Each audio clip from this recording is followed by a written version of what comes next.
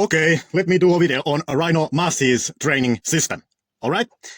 So, Rino Masic has 3 days. Alright? And first day, he has these 5 movements. Alright? And the first movement he calls bicep static, which is this, which I would call supinated low cable static pocket pull. Alright? And note that when he has these 2 variations of the pocket pull, this being the first, where he has the supination, and the other one being in the second day, here, which he does it with the hammer position, alright? But note that the supination here is also a pocket pull, alright? When he does it with the real weights, he again pulls to the direction of this shoulder, and not to this shoulder. So it's not elbow flexion, alright? It's a pocket pull. He pulls here, alright? So this is the first movement. And in this demonstration, like Rino Masic has a video on his channel which he explains his training program, but the clips on that video are from exercises in which he uses light weights. So it doesn't show the true form what he uses when he maxes out. So I have selected in these slides in this presentation images of him actually maxing them out, so we can see the true form. All right. So that was the first movement of the day 1. Then he has written in his board bicep iso, but iso means dynamic. Like he mentioned it a couple times in his video that he means dynamic and not isometric. All right. So in essence, he usually has in one day one exercise which is static and another exercise which is dynamic. All right. So he does isometric and dynamic exercise for each muscle group kinda in the same day always. All right. So the second movement is this. I'm naming this semi-supinated dynamic bicep. All right. Like this is not as like dynamic as like usually bodybuilders would call dynamic, but in arm wrestling sense it is dynamic. And here you can see faded out image where the grip is different. So I want you to pay attention on the grip. Grip in this is like this, meaning he's taking the wider grip, whereas in the next day he's taking this grip, which is the narrow grip. This is more like the hammer grip. All right. So you can observe that the day 1 is kind of like a supinated bicep things. All right. This was done supinated. All right. Palm up, and this was done kind of supinated, semi-supinated, I would say. All right, so those were the bicep things. Then the wrist things. He has in this day 2 wrist exercises. This first is, or this might be the second. How went? This was the first. So he has this exercise. Not that he starts the exercise with the neutral position. The wrist is in the neutral position, but then, aka hammer position, but then he finishes it with the supinated position. So I'm calling this dynamic supinated wrist flexion. All right. This is first dynamic wrist exercise, and again it's also done with a supination emphasis. All right. Then wrist static. All right. He does this like without the thumb, the rolling thunder lift, if you like. And here you can see that he, like in these clips, this clip is his demonstration and this clip is him actually maxing it out. So as you see, again the maxing out differs from the demonstration. And I'm not like saying like this is pretty common. I'm not saying that he would be like failing somehow by doing this. It's pretty common that the maxing out looks different than the demonstration. All right. So I'm not picking on him with this. I'm just highlighting that if you want to do what he does, you might want to look what he does when he maxes out. All right. So as you can see with this hand in this lightweight demonstration, it might look like this hand is not doing anything. You know, you might question what is the purpose of this hand. But as you can see, when the weight gets heavy, the hand is actually keeping this hand, which is not lifting, is keeping this hand tilted, all right? So it kind of makes it a little bit easier, if you like you can lift more like this in this lift. So something to, if you want to mimic it perfectly. And as you can see, the thumb is inside the handle a little bit and not around the handle, all right? So I don't know, is that conscious? Does he consciously does this, or is it just intuitively, like does he do that like that, or is there a reason for it, all right? So I'm not going to comment on it. It might be like just intuitively put there the thumb. All right. Then the last exercise like this. Again, you could notice that there was a dynamic and there was a static. But then the finger exercise is this. Like in the video again, he demonstrated it like this. Note something very important when you are looking at this demonstration, that here the thumb is parallel to the handle. All right. Parallel to the hand at the thumb. Important. But here when he maxes it out, the thumb is not parallel to the handle. It's almost perpendicular to the handle. Like if you look at this, the thumb is perpendicular to the handle. Why is this? This is because he is, with the holding of the thumb, he's helping the wrist. All right. He's doing the same that Georgians are doing. All right. if we go here are the Georgians doing the same thing. If you go to like this channel, YouTube channel, which is some kind of Georgian arm wrestling channel, where Pacho Saginasvili and his group trains and post videos, like they have this video on this channel, where the only exercise in this video is this finger thing, where they hold the thumb. And they have titled this video, Pacho Saginasvili Fingers Training 120 Kilos. So they call this exercise fingers training, alright? Very important. That validates that this holding of the thumb is meant to isolate the fingers by helping the wrist, alright? That's the point. Then if we go in this same channel, here, to this video, and we look at these examples from this video, they have two methods of doing this exercise. They do it dynamically, like in this. You can see he's doing a range of motion with the fingers in this motion, this exercise. But then they also have this, that they do it statically, meaning they just pull the arm back while holding this position, like it's a static exercise. And in this clip here, we can actually see the failure mechanism of this exercise, all right? I have here frames, all right, of Pacho doing it, and we go through the frames, and we can see in this that what is the failure mechanism on this exercise, which is pretty interesting. I want you to pay attention to the fingers and to the wrist orientation. Like, wrist should not bend back when this fails. Otherwise, it's questionable, was it actually a wrist exercise and not a finger exercise? So pay attention to that when we go through these frames, all right? So he starts by just pulling it down. Obviously, weight is 110 kilos, might be more than Pacho weighs in this. So he gets lifted up. But now observe what happens when he fails. Fingers start to open. I go back, look again. Look, fingers open, but the wrist does not bend back. This validates that actually the fingers are the failure mechanism of this movement, and hence it is finger movement, which makes this very interesting movement. And I consider adding it to my training system, because it does seem like a very good way to train the fingers.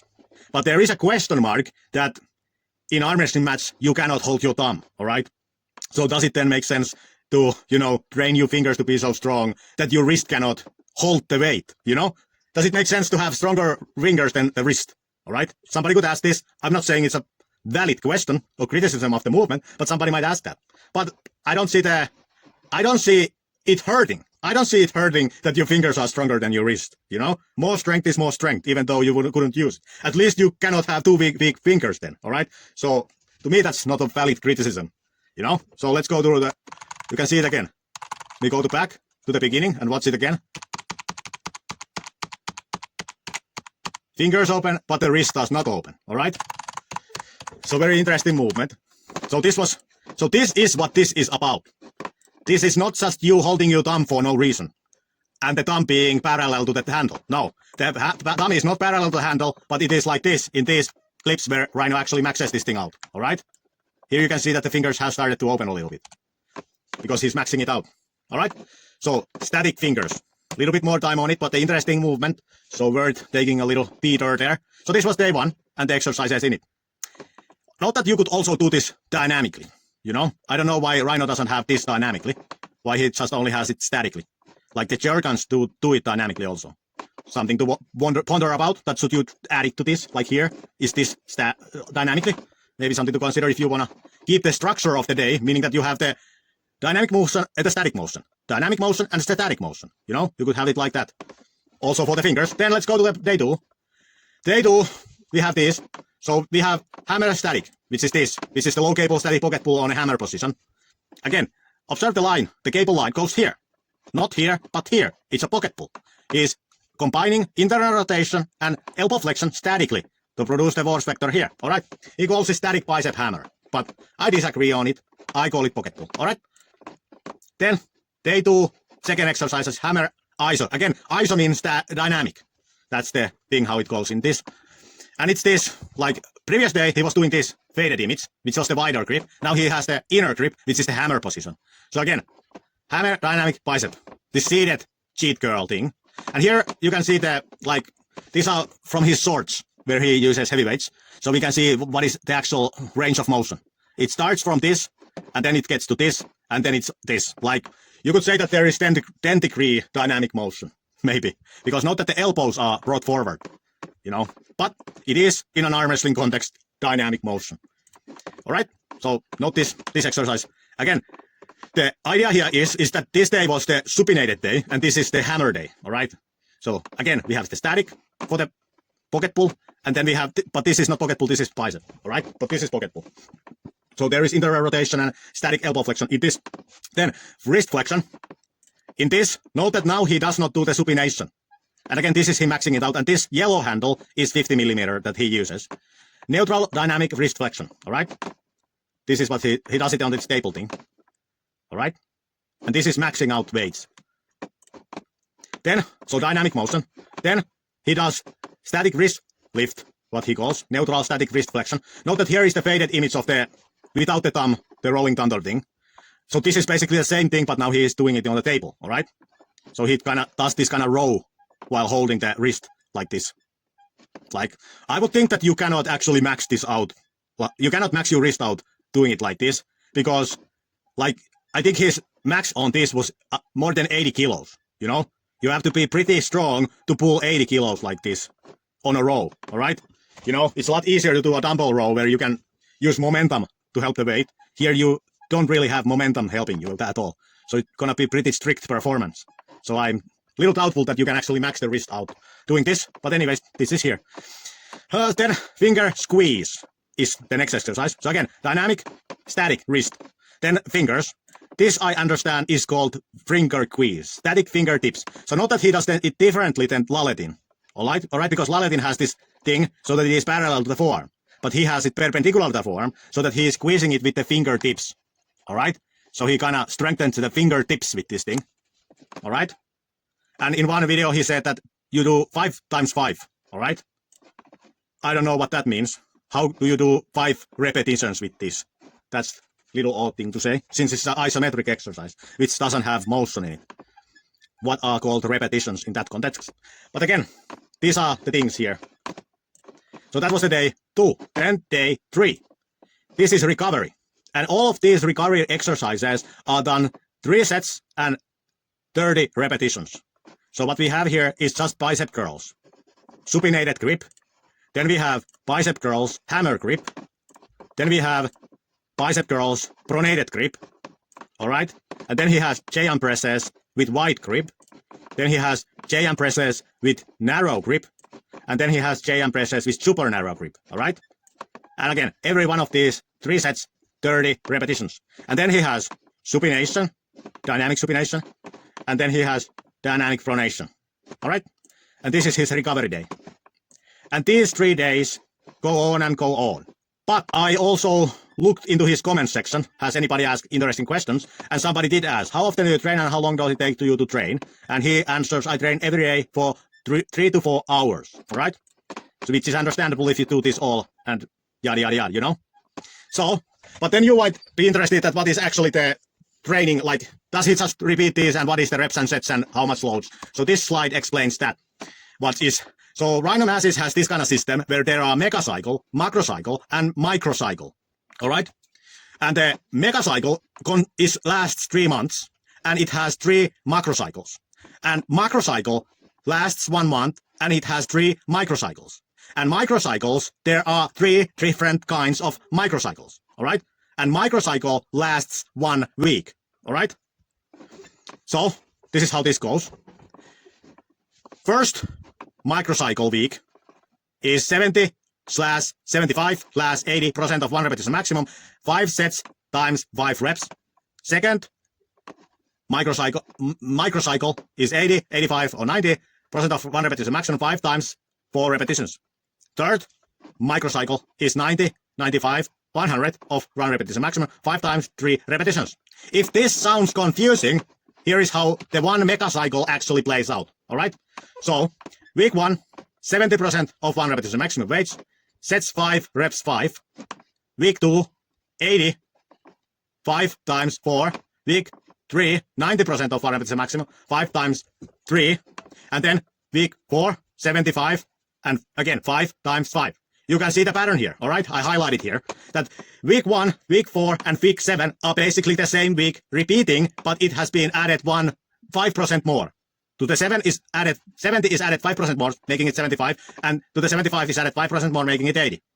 And again, week 2 and week 5 and week 8 are the same regarding sets and reps, you know, but this is increased with 5%, all right? And when this all comes to an end, that you get to the week 9, then this defines what is your 1 repetition maximum. This what you got here, all right? This is now your 1 repetition maximum weight. And you use that weight to then calculate to the next beginning week in the megacycle, to the next megacycle's week 1, what is the 70% weight. You calculate it from this, all right? And then you might be wondering, but how is it possible to do 3 repetitions with the 100% of 100% maximum, all right? You might be wondering that. So the answer to that is that this 100% is calculated in the last megacycle's week 9, all right? So when you are calculating this, you are also calculating this. You are calculating this all right? So when you finally get here, you have already went 8 weeks of training. So you should have gotten stronger. So this is not your true maximum.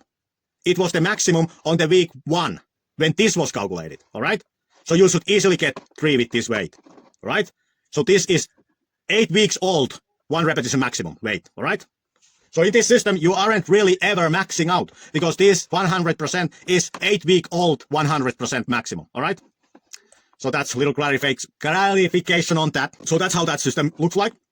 But then there is, like, these were the exercises which he explained on the, like, his training system. But then in his channel, there are also other exercises which are not in these. So let's look at them. These are the exercises. See, he has this static riser exercise, all right? And you might notice now that his riser exercise doesn't go over the knuckles like Devon Larratt does, all right? And you might be wondering why. And somebody else was also wondering it and asked him, why not over the knuckles? And why is this the only muscle to train static in comparison with bicep, cup, etc.? And Rino answers, I don't advise you to put the belt over your knuckles because when you use bigger weights, it can hurt quite a lot. Same goes with putting the belt over your fingers. It can feel like they are being crushed by the belt. You should train it statically because at the start of the match, you don't move your riser at all. You should hold it statically and you want it to be stronger from the very beginning of the match.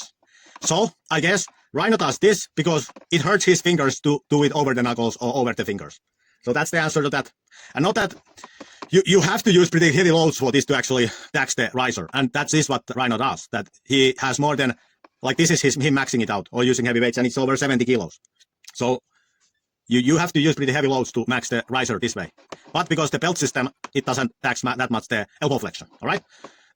I don't know how, like where this exercise exists in his system, since it doesn't exist in the 3 days that he showed.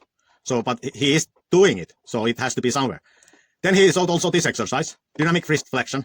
And note that he only goes to this neutral position and then he curls his wrist in. And he's using kind of the elbow pad and he puts it next to this, like, where you hold it, and then he uses the crazy pulley to do this exercise, which is usually done on the fancy machine, but this is pretty creative way of not needing that machine and doing the same. And then he also in one video does this. I don't know, is he just varying these exercises? You know, is this just, does he the 3 days which he has mentioned, is it just that these circulate there with the other ones that he showed, and he isn't truly like doing the 2 days when there were exercises that those are the only exercises, or is he just putting these there at times? I don't know, but let's continue. Then he also had these in one of the video. This is just a like slim spinning handle, and this is just a barbell. Static finger base, I'm calling this, meaning the first bone of the fingers. That's what I'm calling finger base. So I would assume that he is actually training this, since he has a couple of videos of him doing it. So, and here he is kind of maxing it out. So I would assume that he might be actually training it, even though it was not mentioned previously. Then dynamic pronation. Like he does have this pronation exercise here. And note that there is no help of the elbow flexion in this. And there is a dynamic motion in it, meaning that he starts semi-supinated. It's not totally supinated, but semi-supinated. And then he does the pronation movement. But then he also has this static pronation, where he eliminates the elbow flexion from it and just lean backs. So I'm assuming, like here he addresses it. Pronation is not on the top 5 exercises. Do you do pronation with judo belt like Devon, or don't you, and why not? And Rino answers, I train it and will make a video on how to do it in the future, but it's definitely not in my top 5 exercises. So this validates it that he does train pronation, either one of these or both of these. Like, since he has a set of dynamic and static exercises, I'm assuming he actually trains it, because like, if you remember those previous, the actual training system here, like he every time had a static and dynamic. Since he has a static and dynamic for this, it's very likely that it's actually a very big part of his training. Since he had went so far as to make up these exercises, static and dynamic. All right. Then lastly, dynamic supination. This I cannot find that he would have a, like, how I would say it, static version of this. You know, I could only find dynamic version of this. And he said that he goes light, like it's more like a recovery exercise. He mentioned in this video. So I'm assuming that it's actually belonging to this day, like it's somewhere between these recovery stuff. All right, then side pressure stuff. All right, like Rino Masic has 2 side pressure videos. This one, and this other one here at the back is a little bit older than this one. And the new one, he only shows this exercise. All right, but again, I have mentioned this before. I cannot really say much about it because he doesn't use heavy weights, so we cannot know what it is actually about. But from the other video, the older video, we get a clue what it might be about. Because if we watch this side pressure clip and watch the frames in this side pressure exercise, he does it like this. All right? And why he says that this is safe side pressure, in his opinion, is because he keeps this arm so close, like in the middle of the chest. He doesn't let it go to the, like, end of range of motion position. All right? So here he is making the point that you should keep the hand like that inside, in the middle of the chest all the time, and not let it go to this position, which is end of range of motion for the internal rotation. And he says that it's easier, it's safe because if you hold it like this. All right? So from this exercise and the explanation why it is safe, we can then assume that this is therefore safe in his opinion because the hand is kept like this, like in the middle of the chest and not allowed to go to the end of range of motion position. So I'm assuming that therefore that is the reasoning why this side pressure exercise is therefore safe. All right? And I might also reason that why he might have wanted to do this instead of this is because if you notice this, there is a movement, you know, and during this movement, the cable angle changes all the time in relationship to the hand. All right? So these type of movements are a little bit harder to control because you're going down and the cable angle changes and stuff. So it can be pretty tricky to make sure that everything is nice and fancy and the hand actually stays on the center. Meaning if you use actually a little bit too heavy weights, you might commit to going down and then your arm actually opens, the side pressure opens. So I'm assuming here that the reasoning why he wants to do this now is that since he's just sliding to this direction, there is no change of orientation where this cable comes to his body. And therefore it's easier to monitor where this hand, that it stays on this center line. All right?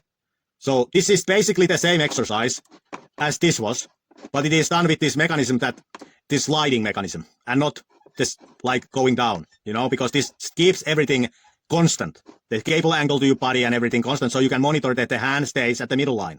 All right? So I guess this then for him means that it is safer side pressure exercise. Due to you being able to monitor that the hand does not go to the ends of range of motion for the internal rotation. All right?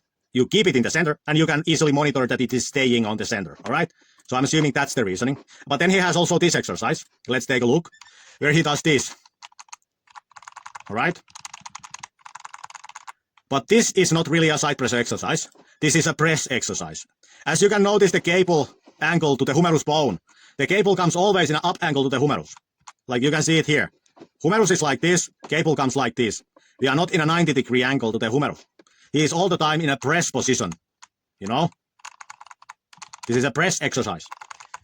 And probably very good press exercise. Like I would consider adding this to my own training systems. It looks pretty alright exercise, alright? And he said in the video, here are some screenshots of him saying, I do it with low weights and with high rep range. This will also strengthen your grip and the ability to cop your opponent by moving to press position or hook. So I would agree that this is a very good exercise for moving to the press position, all right? But I would not categorize this as a side press exercise. Yes, it is a press exercise, but the press is a combination of what I would call front pressure and side pressure. So I wouldn't call this pure side pressure, all right? So it's more like a press, and press is a safer than direct side pressure. But we had this, and this is basically this.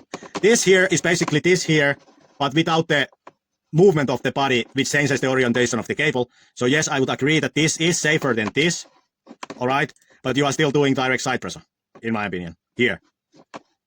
You know, like, if I would, like, my own opinion on Rhino's side pressure training is that he might want to make the side pressure training the same way he does like his, what he calls bicep training, you know? Like if you go here to this exercise, in my opinion, like since his training system is that he has a dynamic exercise instead of static exercise, and we already know that this exercise is the pocket pull, which is a combination of the elbow flexion and internal rotation statically, then this is already a static side pressure exercise, all right? So he only needs a dynamic side pressure exercise. He doesn't need a static side pressure exercise because he already has it here. This is already static side pressure exercise, as much as is an elbow flexion exercise, all right? This is a combination of them. So he only, if he would want to add some kind of side pressure exercise, in my opinion, he should just be doing it dynamically, since he already has the static there. And side pressure dynamically is a lot safer thing, like direct side pressure, than statically, because the weights are not so heavy. Especially if you don't plant the elbow, so that you are not so likely to end up in the end of range of motion position, even the elbow is free to move. All right, so this was my analysis of Rino Masic's training system. There were a couple of interesting things which I'm myself curious to try, which was first was the fingertip thing, which we had in the, what slide it was, like here, this thing, this was sure is interesting, I will be experimenting with it, all right? And the second thing is this exercise. This for sure looks interesting, because it's a kind of like this press exercise, and not a direct side press exercise, and it's a dynamic, even though it could be also, like, it depends how you do it. It seems like how Rino is doing it is pretty isometric, you know, because you can see his shoulder line changes. When he's facing the cable, shoulders are squared to the table. When he is in the end of range, shoulders are perpendicular to the cable. So it kind of looks like it is not dynamic, it's a static with body rotation. But it could be also done like dynamically, which would make it even safer. All right?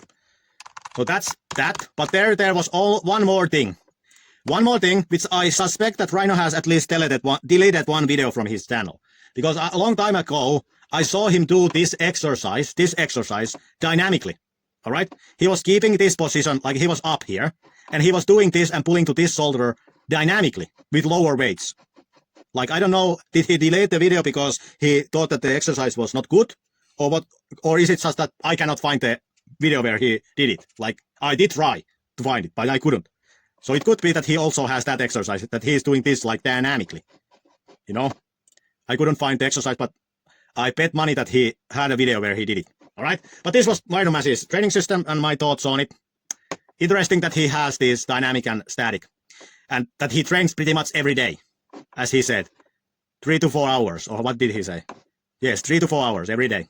But then note also something, that if you had followed Rino on his channel, Rino also takes breaks, you know? I don't know, are those due to injuries, or are those actually coordinated? Meaning that are they actually like 1 week off after one mega cycle, you know? Is there actually a week 10 after this, which is total rest week?